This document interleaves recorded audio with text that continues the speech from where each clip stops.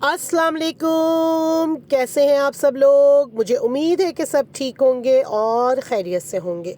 आज की वीडियो आप लोगों के लिए बहुत ज़बरदस्त है, तो वीडियो को स्टार्ट करते हैं। इस वीडियो में हम हाइलाइट्स के साथ नैनोप्लास्टिया करेंगे।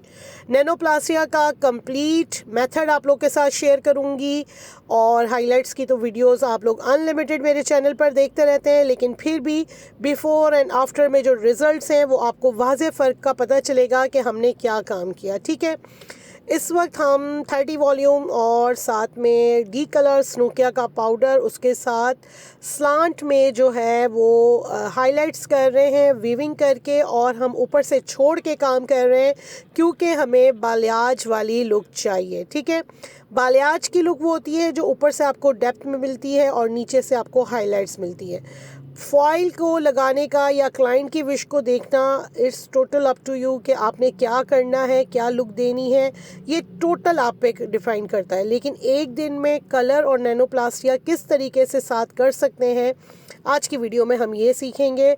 बहुत अरसे बाद आप लोग के साथ वीडियोस शेयर होती हैं, प्लीज़ आप लोग देख लिया करें। मैं बड़ी कोशिश करती हूँ कि मैं आप लोग के लिए वीडियोस बनाऊँ, लेकिन पता नहीं क्या लाइफ इतनी बिज़ी हो गई है कि इस चीज़ के लिए टाइम ही नहीं निकल पा रहा।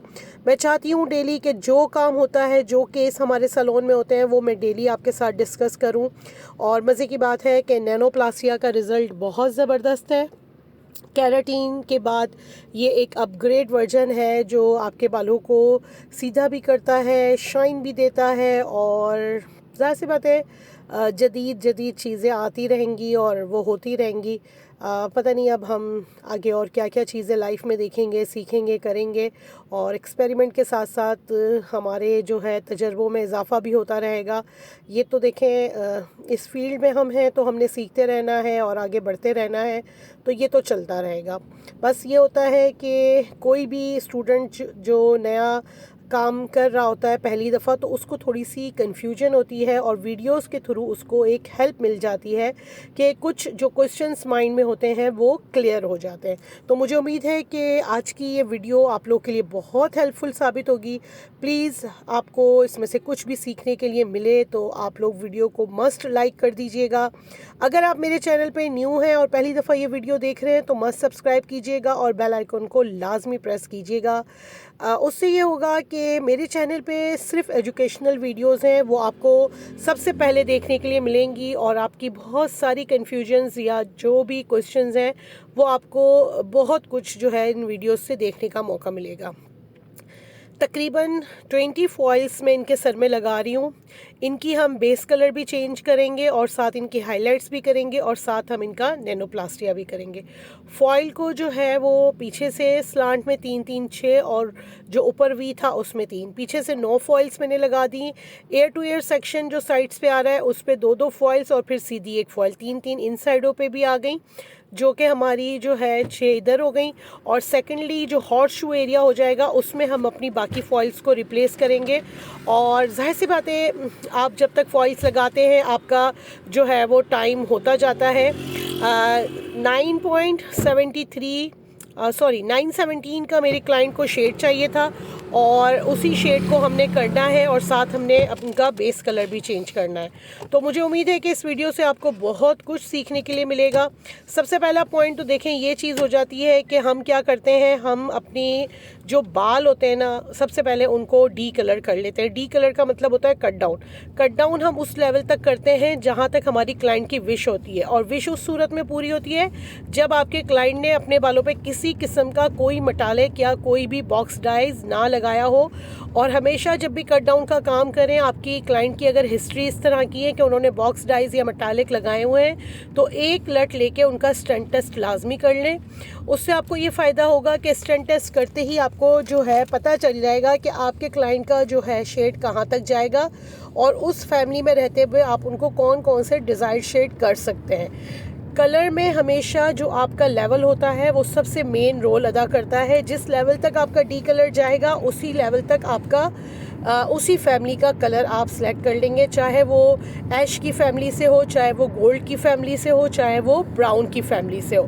پھر جب فیملی سلیکٹ ہوتی ہے اس کے بعد انڈر ٹون کو ہم نیوٹرل کرنا ہے یا نہیں کرنا وہ دیکھتے ہیں. جب کٹ ڈاؤن ہمارا کمپلیٹ ہو جائے گا تو ہم کیا کریں گے, ہم ٹیکنیکل شیمپو جو کہ پی ایچ کو بیلنس کرنے والا شیمپو ہے اس سے ہم اپنے کلائنٹ کے ہیڈ کو اچھے طریقے سے واش کروائیں گے.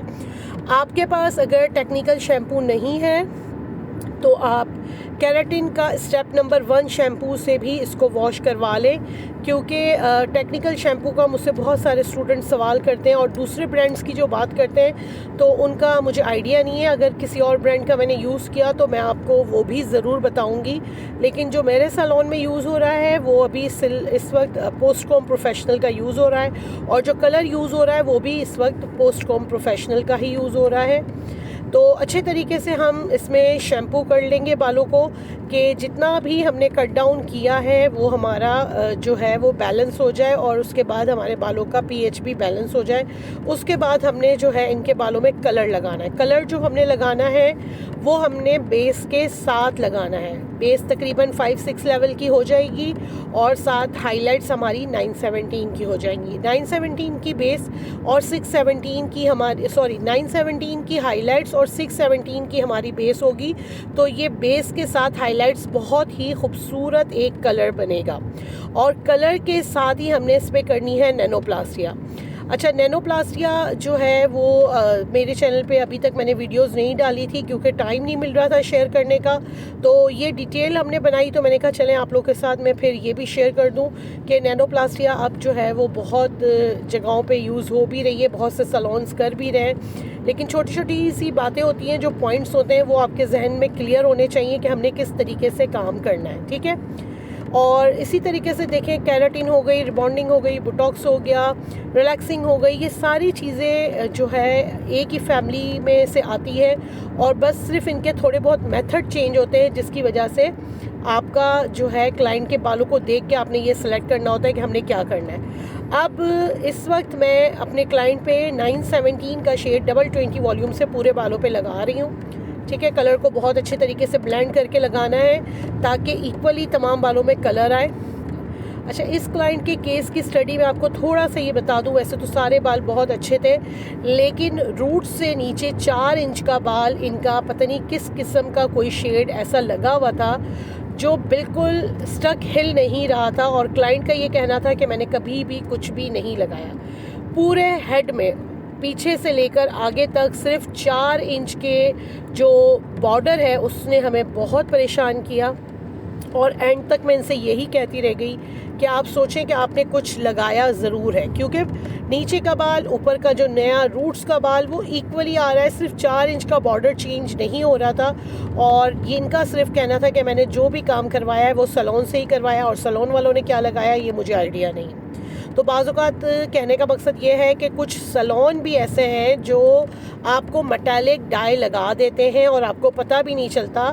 تو ہمیشہ جہاں سے بھی کلر کا کام کرواتے ہیں ایٹ لیسٹ ان سے یہ پوچھ لیا کریں کہ آپ ہمارے سر پہ کون سا برانڈ کا کلر لگا رہے ہیں اور کون سا جو ہے وہ کلر کا کیا نام ہے اور کیا نمبر ہے, تاکہ بعد میں ہمیں پتہ ہو کہ ہماری ہسٹری کیا ہے اور ہم نے کیا یوز کیا ہوا ہے. ٹھیک ہے, یہاں پر بہت سارے کلائنٹس جو میرے پاس آتے ہیں وہ مجھے صرف یہ کہتے ہیں کہ سلون والی کبھی بھی نہیں بتاتی کہ ہم کون سا برانڈ یوز کر رہے ہیں, نہ وہ ہمارے سامنے کلرز بناتی ہیں, نہ وہ ہمیں بتاتی ہیں, اور نہ ہی وہ ہمیں کبھی بھی یہ بتاتی ہیں کہ جی ہم نے کیا نمبر لگایا ہے. یہ بالکل غلط بات ہے. دیکھیں, آپ جب بھی کسی بھی کلائنٹ کا کام کر رہے ہوتے ہیں تو یہ چیزیں, یہ پوائنٹس آپ کو لازمی بتانے چاہیے. ایون آپ کو یہ بھی بتانا چاہیے کہ ابھی آپ کی سر پہ یہ شیڈ لگا ہے تو آگے آپ کو اگر شیڈ کو مینٹین کرنا ہے تو آپ نے یہی شیڈ مینٹین کرنا ہے, یہ اس برانڈ میں اس نمبر کو کہا جاتا ہے. یہ ہر بیوٹیشین جو بھی سلون آنر ہے یا جو بھی سلون میں کام کر رہی ہے ان کی ذمہ داری ہونی چاہیے کہ وہ اپنے کلائنٹ کو یہ گائیڈ کریں, اپنے کلائنٹ کو برانڈز بھی بتائیں, نمبرز بھی بتائیں تاکہ ان کو آسانی ہو.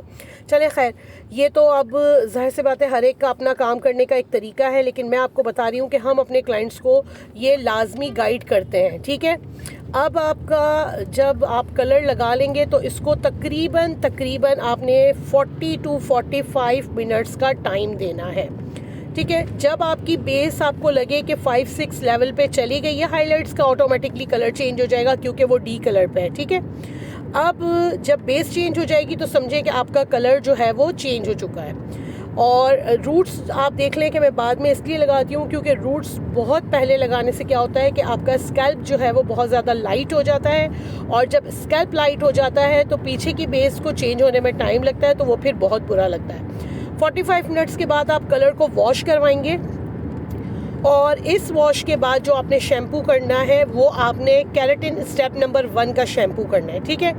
अगर तो आप सिर्फ नैनोप्लास्टिया कर रहे हैं, कोई कलर नहीं कर रहे हैं, तो आप वो शैम्पू 2 टाइम्स रिपीट करेंगे, ठीक है। अगर आपने पहले ही इतना केमिकल वर्क अपने बालों में किया हुआ है तो डेफिनेटली वो शैम्पू आप एक दफ़ा भी करेंगे तो काफ़ी है। वो किसी भी ब्रांड का केराटिन का स्टेप नंबर 1 शैम्पू हो सकता है। इस पे आपको कोई पत्थर पे लकीर नहीं है, आप जो भी ब्रांड की केराटिन यूज़ कर रहे हैं, देखिए स्टेप नंबर 1 शैम्पू काफ़ी ज़्यादा होता है जो कि बच जाता है। काफ़ी ज़्यादा ब्यूटिशियंस का ये कहना होता है कि ये शैम्पू बच जाता है, हम इसको किस चीज़ में इस्तेमाल करें। वो आपका ब्लीच वॉश में यूज़ हो सकता है, वो आपका नैनोप्लास्टिया के वॉश में यूज़ हो सकता है, वो आपके बहुत सारे केमिकल वर्क में काम शुरू करने से पहले यूज़ हो सकता है। वो शैम्पू आपके बहुत काम का शैम्पू होता है क्योंकि उस शैम्पू का जो मकसद है वो क्यूटिकल को ओपन करना होता है। जब क्यूटिकल ओपन होता है तो उसके बाद केमिकल वर्क का कोई भी काम आपके लिए बहुत आसान हो जाता है। शैम्पू करने के बाद आपने 80% बाल जो है वो ड्राई कर लेना है, और 20% बाल आपने नमी उसमें रहने देनी है, ठीक है। आपने 100% बाल नहीं ड्राई करना। थोड़ी सी नमी बालों में होनी चाहिए जिससे आपका जो एक तो मटेरियल है वो बहुत अच्छे से अप्लाई भी होता है, और आपका बाल जो है वो सेफ साइड पे रहता है, बालों में बहुत ज़्यादा ड्राइनेस नहीं फील होती, ठीक है। ये जो छोटे छोटे से पॉइंट्स मैं आपको बता रही हूँ, प्लीज़ इस पॉइंट से ही आपके रिजल्ट्स में डिफरेंशिएट आता है। ये पॉइंट ही आपके काम को चेंज करते हैं। आप अगर बेसिक कुछ पॉइंट्स को फॉलो करके अपने काम करेंगे तो आपके काम में बहुत ज़्यादा चेंजिंग आएगी। ये देख लें, ये नैनोप्लास्टिया का स्टेप है, ठीक है। अब इस स्टेप के साथ हमने करनी है नैनोप्लास्टिया, और इस लेंथ के लिए मैंने 80 ml प्रोडक्ट ली है, और 80 ml प्रोडक्ट भी ज़्यादा थी। अगर इतनी लेंथ पे हम 60 ml भी प्रोडक्ट लेते तो हमारा काम हो जाना था, क्योंकि ये बहुत कम लगता है और इसको बालों में पेनिट्रेट किया जाता है। इसको भर भर के आपने लगाना नहीं है। केराटिन हो, बोटॉक्स हो या नैनोप्लास्टिया हो, ये लगाने का मेथड बहुत ज़्यादा आपका प्रोफेशनल होना ज़रूरी है। उसकी वजह सबसे मेन ये है कि आप भर भर के लगाएंगे तो जो एक्स्ट्रा प्रोडक्ट आप लगा रहे हैं वो आप वेस्ट ही करेंगे, वो आपको किसी काम में नहीं आएगी, या वो आपके रिज़ल्ट को बहुत अच्छा नहीं कर देगी। प्रोडक्ट लगाने का मेथड देख लें, स्ट्रेंथ देख लें, और आप देख लें कि किस तरीके से प्रोडक्ट अप्लाई की जा रही है, ठीक है। ऊपर नैप एरिया पे थोड़ा सा छोड़ के आपने लगाना है, उसके बाद बीच में लगाना है, फिर नीचे लगाना है, और उसको फिर हाथों की मदद से ब्लेंड करना है, और उसके बाद फिर कॉम की मदद से अच्छे तरीके से ब्लेंड करना है। ब्लेंडिंग करते हुए आपने पूरे हेड में ये प्रोडक्ट अप्लाई करना है। प्रोडक्ट को अप्लाई करने का तरीका वही है जो सेम हम केराटिन लगाते हैं, सेम उसी तरीके से लगानी है, और इसमें कुछ भी ऐसी साइंस नहीं है कि कोई तरीका चेंज है। बस आपने जो इसकी टाइमिंग है वो तकरीबन 1 घंटे की देनी है।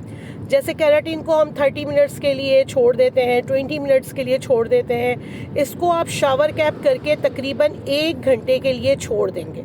आप अलार्म लगा लें या आप कोई भी सेटिंग कर लें जिसमें आप ये लिख लें कि भाई 1 घंटा इस प्रोडक्ट को आपने कुछ नहीं करना।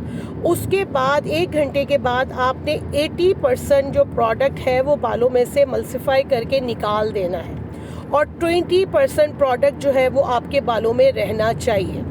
80% को आपने ब्लेंड करते हुए हाथों से हल्का हल्का मलते हुए देख लें किस तरीके से प्रोडक्ट को निकाला जा रहा है। इस तरीके से आपने प्रोडक्ट को निकालना है, और 20% प्रोडक्ट्स जो है वो आपके बालों में रहेगा। सेम उसी तरीके से जिस तरीके से बायोटेनिक्स का हम 50% मटेरियल निकाल देते थे। अब इसके बाद आपने क्या करना है, इसको ड्राई करना है, और ड्राई करने के बाद प्रोडक्ट को अच्छे तरीके से ब्लो ड्राई करना है। ब्लो ड्राई बहुत अच्छा करना होगा। इसमें ब्लो ड्राई से प्रोडक्ट आपने बालों के अंदर पेनिट्रेट करनी है। यही कुछ बेसिक पॉइंट्स हैं जो मैं आपको बता रही हूँ और जो आपने करने हैं, ठीक है। आप ड्राई करने के बाद ब्लो ड्राई करेंगे और ब्लो ड्राई आपका बहुत अच्छा होना चाहिए, ब्लो ड्राई ब्रश आपका बहुत अच्छा होना चाहिए। उसके बाद जब आप ब्लो ड्राई कर लेंगे उसके बाद आप इसमें आयरन करेंगे। सेम वही चीज़ जैसे रिबॉन्डिंग में आयरन करते हैं पतले पतले स्ट्रेंथ लेके, जैसे केराटिन में आयरन करते हैं, सेम वही मेथड से आपने आयरन करना है। और आयरन जो है ये आपके पूरे रिज़ल्ट को चेंज करेगा। आयरन आपका प्रोफेशनल होना बहुत ज़रूरी है। बार बार आपसे ये बात इसलिए कहती हूँ कि आप लोग जो कहते हैं ना कि हमने सब कुछ वैसे ही किया था लेकिन एंड में आके हमारे रिज़ल्ट्स वैसे नहीं आए, उसका जो है सबसे मेन रोल आपके इसमें आयरन का होता है। आयरन आपका बहुत अच्छा होना चाहिए। आयरन अच्छा होगा तो आपका जो है रिज़ल्ट आपके लिए बेस्ट आएगा। ठीक है, अब ब्लो ड्राई भी देख लें, आयरन भी देख लें, ये सारे स्टेप मैं आपको बता रही हूँ। उसके बाद इसका रिज़ल्ट भी आप देख लीजिएगा। अब क्या करना है, यहाँ पर देखें आपको इसमें बीच में थोड़ा सा इसके हेड पे पैच नज़र आ रहा होगा। ये वही पैच है जो हम अपने क्लाइंट से कह रहे थे कि आपके बालों में लगा हुआ है कुछ। खैर बाद में जब इसका वॉश होगा तो एक ग्लॉसिंग से ये ठीक हो जाएगा पैच, लेकिन ये है कि कुछ तो लगा हुआ था इनके सर में जो पूरे रिज़ल्ट को डिस्टर्ब कर रहा था। अब यहाँ बारी आ जाती है आयरन की, और आयरन बहुत डीप इसमें करना है। एक एक स्ट्रेंथ को तकरीबन 10 से 15 दफ़ा करना है। यहाँ आके ना आपका नैनोप्लास्टिया का जो है काम कंप्लीट होगा, और इसको आपने 3 डेज़ की प्रिकॉशंस देनी है और आफ्टर केयर केराटिन वाली देनी है। मुझे उम्मीद है कि आज की वीडियो में आपको बहुत कुछ सीखने के लिए मिला होगा। वीडियो अच्छी लगे तो उसको मस्ट लाइक कीजिएगा। मेरे चैनल पे न्यू हैं या पहली दफ़ा ये वीडियो देख रहे हैं तो चैनल को मस्ट सब्सक्राइब कीजिएगा।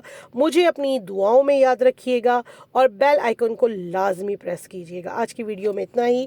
Thank you.